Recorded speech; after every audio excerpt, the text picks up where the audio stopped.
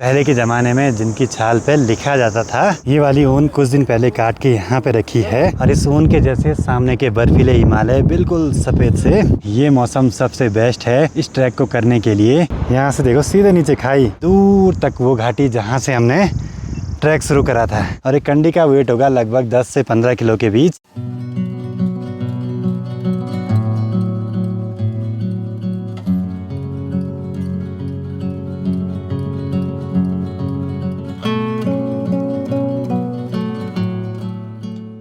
तो सबसे पहले आप सभी को मेरा प्यार व नमस्कार। मेरा नाम है आलोक राणा। हम 12 लोगों की टीम निकली है पनपतिया कोल ट्रैक के लिए। यहाँ श्री बद्रीनाथ धाम से सीधे द्वितीय केदार भगवान मध्य महेश्वर जी के मंदिर तक। पहले एक बार गर्मा गर्म नाश्ते का आनंद ले लेते हैं इन खूबसूरत पहाड़ों के सामने। बाकी अपने पोर्टर भाइयों का सारा सामान भी पैक हो चुका है ऐसे कंडियों में। बाकी हमारे जो रक्षक हैं इनमें लगभग है 12 से 15 किलो के आसपास, जिनमें कि अपने कपड़े, स्लीपिंग बैग और गैजेट्स वगैरह हैं।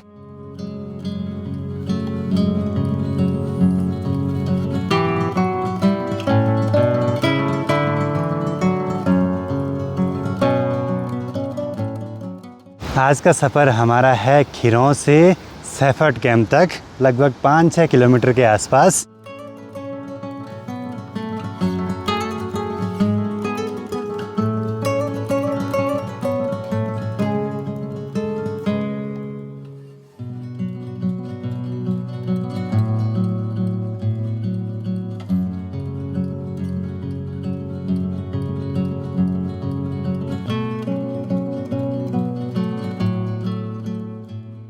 यहाँ नीचे से हमने चलना शुरू करा, धीरे धीरे बुग्याल शुरू हो रहे हैं। और यहाँ ऊपर देखिए पूरे सूखे पथरीले पहाड़। अभी तो और भी हाइट गेन करनी है हमें। धूप की चमक तो लग रही है, लेकिन ये मौसम सबसे बेस्ट है इस ट्रैक को करने के लिए। या तो प्री मानसून 15 जून से 30 जून तक, या फिर पोस्ट मानसून 15 सितंबर से अक्टूबर स्टार्टिंग तक। सबसे ज़्यादा लोड तो इन पोर्टर भाइयों के पास है, कम से कम 30-35 किलो के आसपास।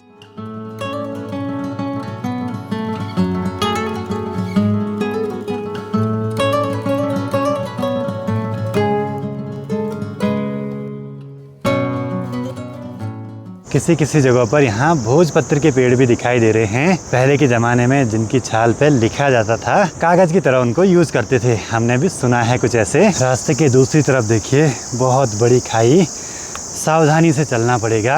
ये रास्ता ज़्यादातर लोकल लोग और फॉरेस्ट डिपार्टमेंट वाले यूज़ करते हैं, और कभी कभी हम जैसे ट्रैकर भी पहुँच जाते हैं यहाँ।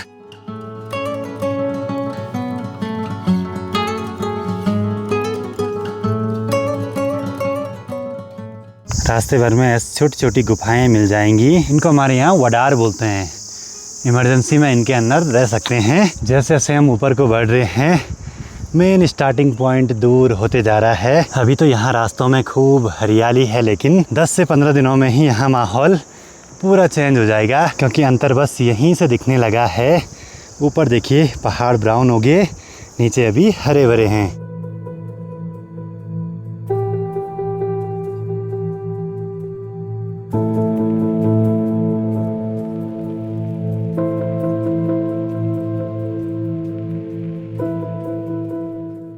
ऐसे ऊपर चोटी पे आके तो मज़ा ही आता है भाई।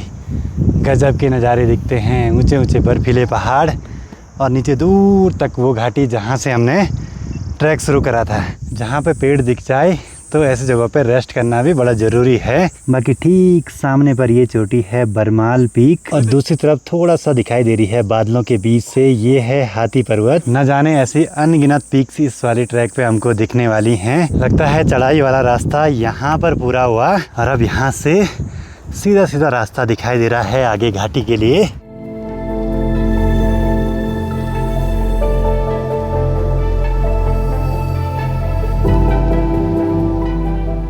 भाई आ रहा मजा? आ रहा ना? 2 साल पहले जब हम नंदीकुंड ट्रैक पे गए थे ना, उस टाइम मेरे बैग में भी पहले दिन 28 किलो वेट था। इनके साथ करीब 25-30 किलो तो वेट सामान का है, और एक कंडी का वेट होगा लगभग 10 से 15 किलो के बीच। और अभी मैं तीसरे नंबर पर चल रहा हूँ गाइड और को गाइड आगे चले गए हैं, पोर्टर सारे पीछे हैं। आज जहाँ से ट्रैक शुरू किया वहाँ से अभी तक पानी का कोई भी सोर्स नहीं मिला है हमें। बस फॉरेस्ट के द्वारा ऐसे खाल सी बनाई गई हैं किसी किसी जगहों पर, जिनमें बरसात का पानी रुकता होगा, लेकिन यहाँ भी नहीं कुछ भी। ऊपर पहाड़ पर बकरियाँ दिखने लगी हैं, क्योंकि गाँव से दूर इन ऐसी जगहों पर ही मरुड़ा रहते हैं, छानियाँ रहती हैं। चलो जी, गाइड भी मिल चुके हैं और ये हमसे 1 घंटा पहले यहाँ पर पहुँच गए थे।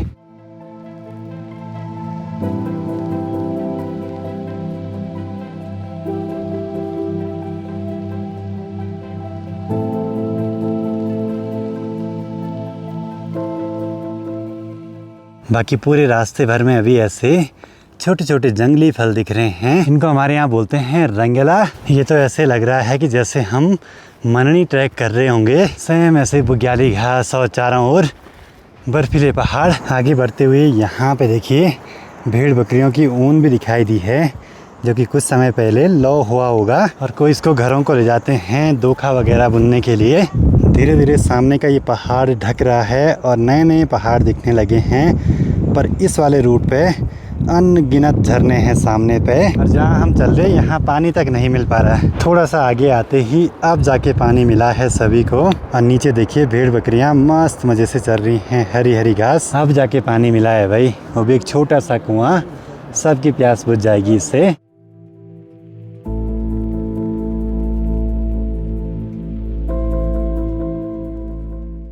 ये वाली ऊन कुछ दिन पहले काट के यहाँ पे रखी है, और ये वही हथियार है जिससे ये ऊन काटते हैं। और इस ऊन के जैसे सामने के बर्फीले हिमालय बिल्कुल सफ़ेद से।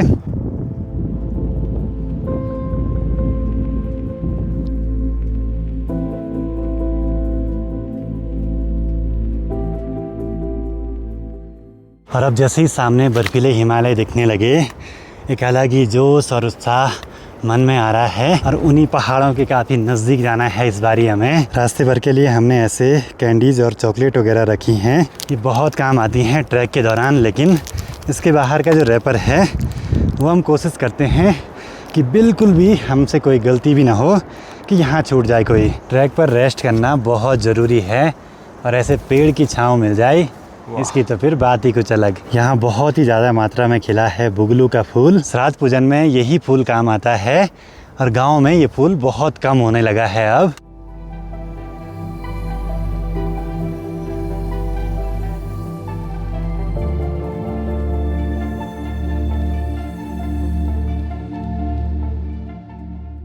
इन खूबसूरत पहाड़ों के बीच रंग बिरंगे फूल दिखाई दे रहे हैं, और एक ये पीला वाला फूल सेम जैसे सूरजमुखी का होगा। सामने पे देखिए कुछ प्राकृतिक गुफाएं हैं बड़ी बड़ी सी इन बड़े बड़े पहाड़ों के बीच में।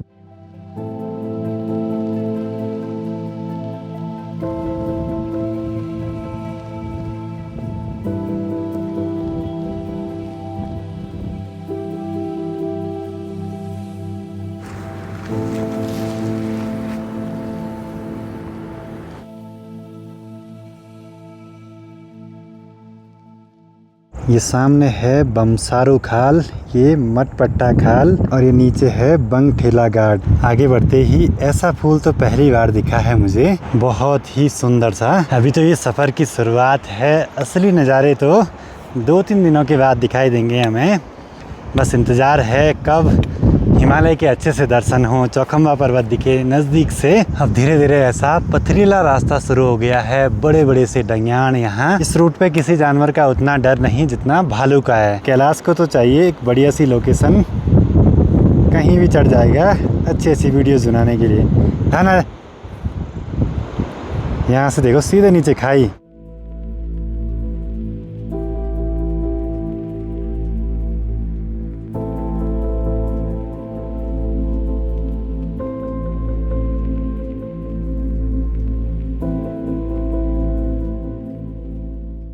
चलो जी, करीब 2:42 पे आज की अपनी कैंप साइट पे पहुंच चुके हैं। यहाँ पे कुछ दिन पहले शायद लॉ हुआ है भेड़ बकरियों का। आज हमने लगभग 5-6 किलोमीटर का सफ़र तय किया है उन्याणी माता मंदिर के पास से, और लगभग 800 मीटर का एल्टीट्यूड हमने आज गेन करा है।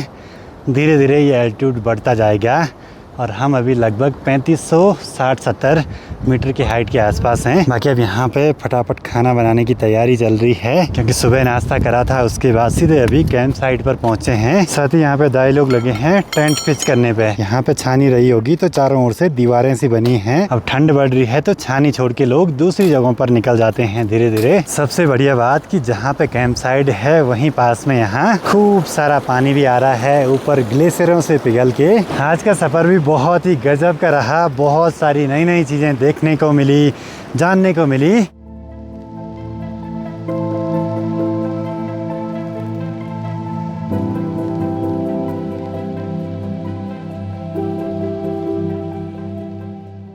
यहाँ पर लग रहा है अपना वाला टेंट। नीचे से पूरी भेड़ बकरियों की ऊन है, गर्माहट बनी रहेगी इससे।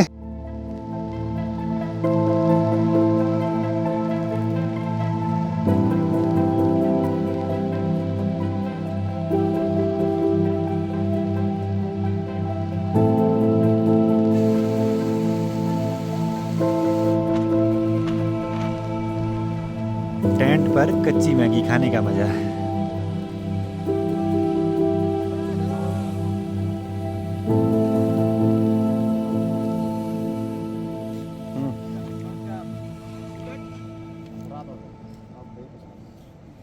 रात के करीब 8 बज रहे हैं और ट्रैकिंग के दौरान लगभग ज़्यादातर दिनों पे हम रात का खाना काफ़ी जल्दी कर लेते हैं। और आज भी आसमान बड़ा क्लियर दिखाई दे रहा है भाई। सेम गजब की फ़ोटो आई हैं कल की तरह ही। और सब साथी टेंट में मस्त में से स्लीपिंग बैग के अंदर। सुजान भाई तो लगे हैं सुई धागे का उपयोग करने पे। इसको जाना है दूसरे कैंप में, बाहर है पूरा अंधेरा है। मेरे को बोला बाहर तक छोड़ने आओ। कैलाश को भेजने चलते हैं दूसरे कैंप पे। आराम से आराम से आराम से। बहुत डर रहता है भाई ट्रैकिंग के दौरान। जहाँ पे कैंप लगाते हैं ना, रात को बाहर पे आग पे रहो, कुछ डर नहीं, लेकिन जैसे टेंट के अंदर घुसो ना, डर लगना शुरू हो जाता है। हम 4 पर्सन हैं आज इस रूम में, सुजान भाई, ऋतिक और दीपक। नाइट लाइफ दिखने में बढ़िया लगती है, लेकिन डरावनी भी उतनी ही।